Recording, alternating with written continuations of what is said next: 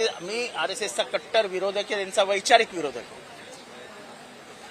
पण काही वेळास काही भूमिकेचं अभिनंदन करावं लागेल. तसं मी त्यांच्या भूमिकेचं अभिनंदन करतो.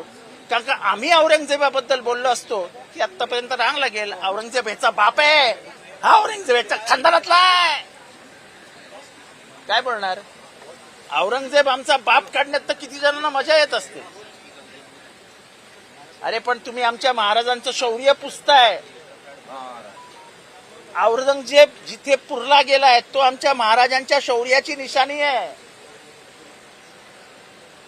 की घरी जाता आलं नाही त्याला इथेच मरावं लागलं आणि इथेच गाडलं आम्ही त्याला.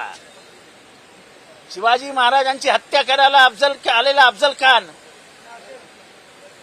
ह्याची कबर ही आमच्या महाराजांच्या शौर्याची, बुद्धीची, त्यांच्या हुशारीची, त्यांच्या गनिमी काव्याची ओळख आहे.